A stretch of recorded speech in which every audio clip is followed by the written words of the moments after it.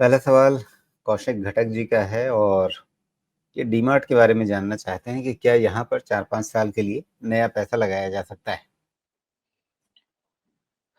मैंने इस तरह के बिज़नेस कभी चलाए नहीं है राजू जी, लेकिन मुझे लगता है कि नया बिज़नेस मॉडल सोचने का डीमार्ट के लिए समय आ गया है। नॉट ओनली डीमार्ट, मैं कहूँगा डीमार्ट, इंडिया मार्ट, इन सब के लिए ना बिज़नेस को रीथिंक, रीइमेजिन करने का समय है। डायनामिक्स चेंज हो रहे हैं। अब देखिए ना, एक समय था कि हीरा है सदा के लिए, अब मैं कह रहा हूँ हीरा है सबके लिए, ऐसा समय आने वाला है।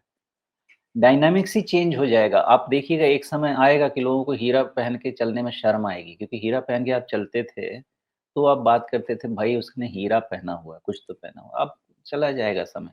मुझे लगता है रीथिंक, रीइमेजिन करने का समय है। बिकॉज़ फुटफॉल्स कभी भी आपको डीमार्ट में नहीं मिलेगा कम। आप कभी भी जाके वहाँ पे प्राइमरी रिसर्च कर लीजिए। आपको चलना है भी वहाँ पे भी तो आप बिना शोल्डर श्रग किए हुए एक-दूसरे के साथ नहीं चल सकते, इतनी भीड़ रहती है। लेकिन मार्जिन का प्रॉब्लम रहेगा, बिकॉज़ डिस्काउंट स्टोर है। फॉर्मेट क्यों चेंज करना पड़ेगा डीमार्ट को, मैं उसको रीज़न बताता हूँ। देखिए अब क्या है ना, अब आपकी इनकम लेवल बढ़ रही है। इनकम लेवल बढ़ता है ना, तो एक अजीब-सी इच्छा आपके अंदर आती है, थोड़ा-सा प्रीमियम, थोड़ा-सा बेटर। तो आप जहाँ पे सब्ज़ी खरीदते हैं, राशन खरीदते हैं ना, वहाँ पे कपड़े, जूते नहीं खरीदना चाहेंगे, वहाँ पे जाके आप बास्केट बॉटल नहीं खरीदना चाहेंगे। सब नेचर थोड़ा-सा चेंज होगा। जो टाटा ने एक्सपेरिमेंट किया ना, वो फॉर्मेट विथ इंक्रीज़्ड इनकम वो ज़्यादा सक्सेसफुल होगा। मुझे लगता है डीमार्ट को भी रीथिंक करना पड़ेगा अपना business model, sum find day वो करेंगे, बिकॉज़ हर बार फेल हो रहा है। ऑनलाइन मॉडल होते हुए भी नहीं काम कर रहा है। तो मैं मेरी जो छोटी बुद्धि कहती है, जो भी मेरे दिमाग में समझ में आता है ऐसे बिज़नेस के बारे में, ये वैल्यूएशन प्रीमियम का आधा वैल्यूएशन प्रीमियम मिलना चाहिए, कम से कम। तब जाके संतुष्टि मुझे होगी किसी तरह से खरीदारी की। इस वैल्यूएशन प्रीमियम में खरीदारी की संतुष्टि नहीं है, वो बिज़नेस नहीं आ रहा है। ये है डीमार्ट के लिए। तो डीमार्ट में क्या हो सकता है? 2 चीज़ें, या तो लंबे समय तक पैसा नहीं बनेगा या नुकसान होगा, 2 में से एक चीज़ होगी। क्यों?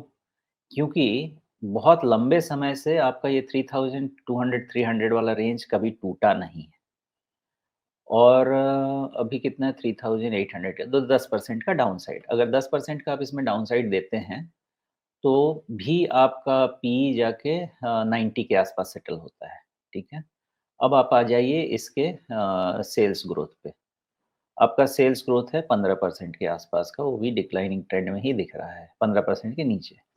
मार्जिन्स आपके वैसे ही वेफर थिन है और भी थिन हुए जा रहे हैं। अब आप आ जाइए प्रॉफ़िट पे।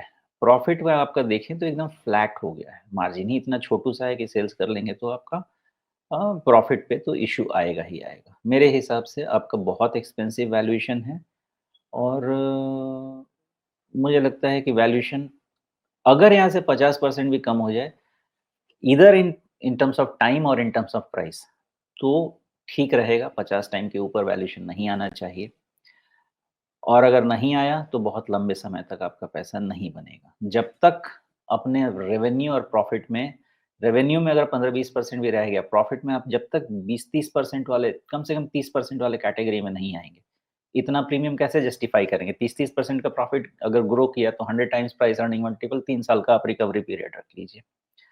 तब जाके आपको ये वैल्यूएशन मिलेगा। अदरवाइज़ मेरे हिसाब से वैल्यूएशन बहुत ज़्यादा महँगा है, गिवन दी बिज़नेस फॉर्मेट जो कॉमेंसरेट नहीं है with the new age economy.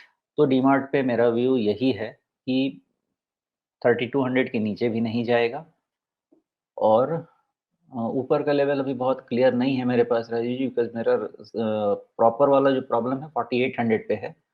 In between कुछ निकले तो हाँ, चलिए। ऊपर भी 4000 के आसपास, 4100 के आसपास प्रॉब्लम है।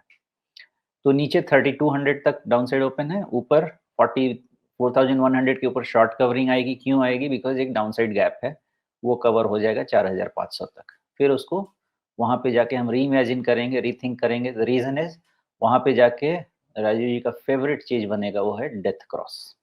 इसलिए थोड़ा-सा वहाँ पे वेट एंड वॉच करें।